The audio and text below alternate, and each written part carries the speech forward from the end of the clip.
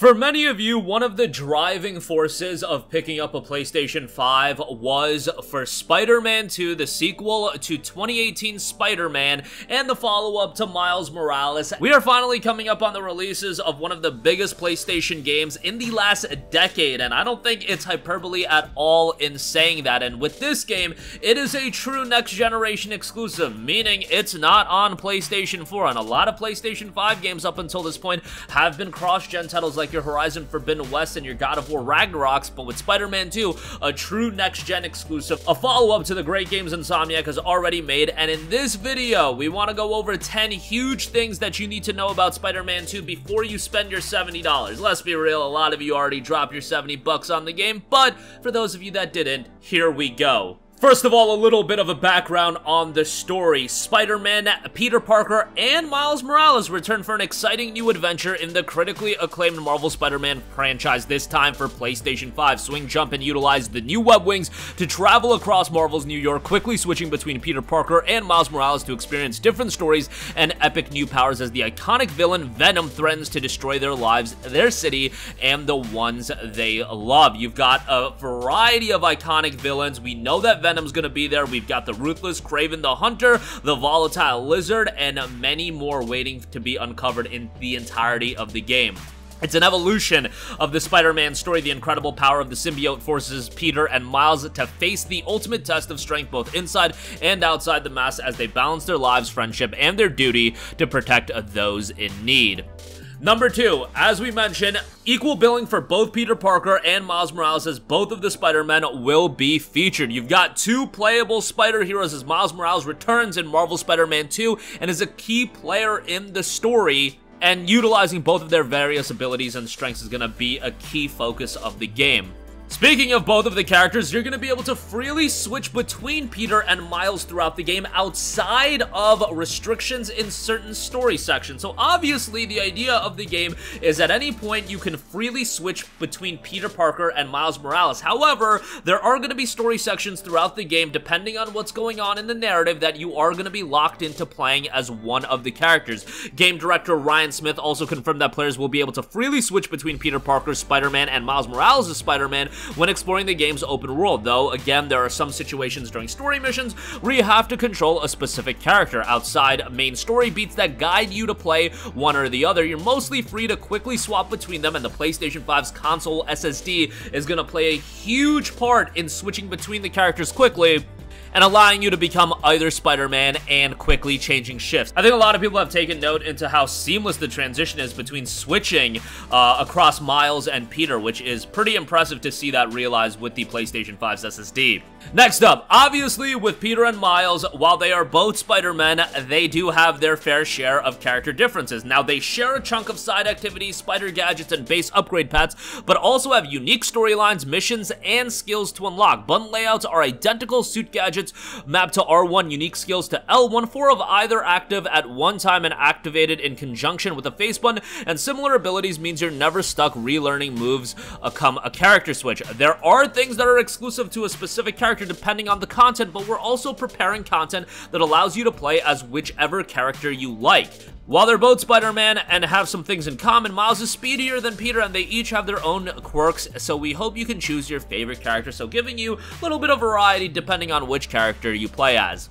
Next up, gameplay refinements. Once again, you'll have at your disposal a plethora of different gadgets, and the regular web shooters are increased in capacity to 12 this time around. A big element of the game is the black suit. The black suit, in fact, has its own skill tree with a variety of different abilities, and we've seen it wreak absolute havoc. It's also got a special symbiote surge with the L3 and R3 buttons that lets you take out multiple enemies at once.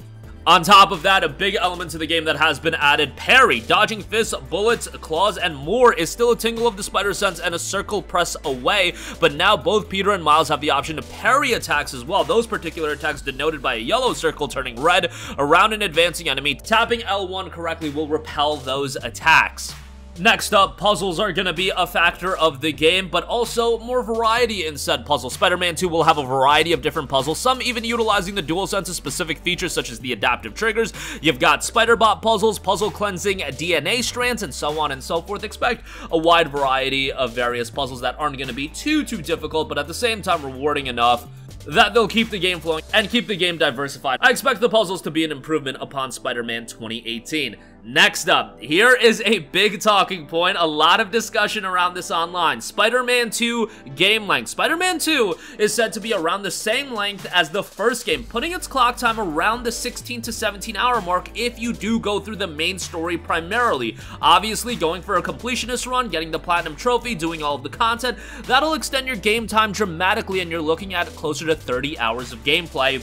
Give or take, maybe a little bit longer if you do take your time, but I see a lot of criticism being thrown, oh, 16 to 17 hours, 30 hours to do all the content, that's not enough content. Guys, really think we need to temper our expectations in just how much content a video game can have. If you're looking for every game to have 70, 80, 90 hours of content, you're gonna be disappointed, and we're seeing so many games these days because they're trying to artificially hit these thresholds of having so much content that all of the content isn't that great. A lot of the content comes out bloated, and I think it would be much better, especially for a game like Spider-Man 2, to have a more concise, compact amount of content, but at the same time, all of that content is incredibly satisfying, it's incredibly rewarding, it's actually engaging and fun to go through, and I think that's exactly what you're gonna get out of Spider-Man 2. So if you're one of those people that's a little bit disappointed about the game runtime, I don't think there's gonna be much reason to be that disappointed. You're probably gonna do a second playthrough as well, but even if you go through the first playthrough and you enjoy the 30 hours of content, that sounds like a worthwhile experience. And remember that dollars spent shouldn't always equate to X amount of hours of gameplay. You guys get the idea, but I think it's a perfectly fine amount of time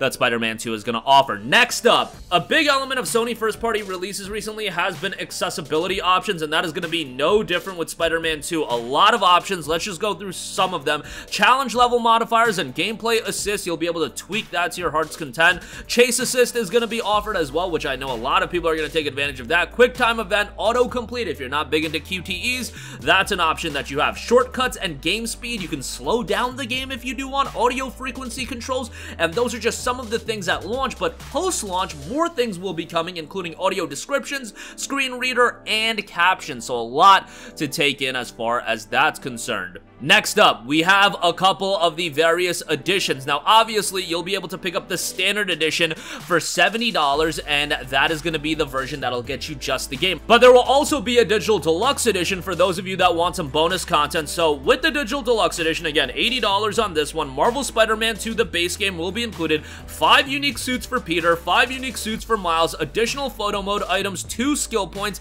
and the pre-order incentive items as well will be included. They have a rundown on all of the suits: a Punkalyptic suit, the Stone Monkey suit, Tactical suit, a Rancher suit, 25th Century suit, the Encoded suit, a Biomechanical suit, Red Spectre suit, the Tokusatsu suit, and the Agimat suit. All of that will be included in the digital deluxe edition of the game for $80. And finally, if you have yet to pick up a PlayStation 5 or you're looking to get some accessories, there is some stuff to be mindful of. Now, they did release a PlayStation 5 console Marvel Spider-Man 2 limited edition bundle for $600. This included a PlayStation 5 with the custom DualSense controller that was decked out with the Spider-Man 2 aesthetics, and you got the console cover and the faceplate.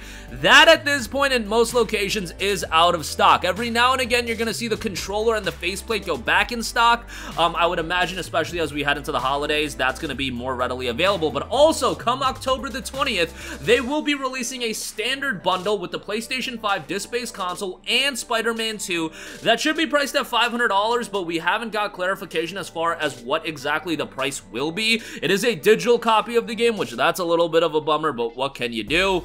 Again, that will be dropping on October the 20th. They're releasing it on October the 20th because they're also doing a promotion right now where if you buy a PlayStation 5, you get a free game, but they're not trying to give you a free game on top of Spider-Man 2, so you guys get how these things work. They're timing these things out, but that is going to be an option too. If you need to get a PlayStation 5, they'll have bundles ready to go. I wouldn't actually expect the bundles themselves to get discounted into the holiday season, so you're going to be dropping $500 on the PlayStation 5. Look, Sony knows that people want these consoles, so they're going to keep it at that price point, but incentivizing you with adding a copy of the game. But that is going to do it for me. Again, Spider-Man 2, one of the hotly anticipated games for the entirety of the year. And really, for the last couple of months we have a lot of big games coming out. Spider-Man 2, Alan Wake 2, Call of Duty, etc., etc. But you make a clear argument that Spider-Man 2 is the most anticipated game for the rest of the year. I don't think that's too big of a stretch, given we only got a couple months left. But that'll do it for me. Sound off with all of your thoughts in the comments section down below. Thank you for watching, and goodbye.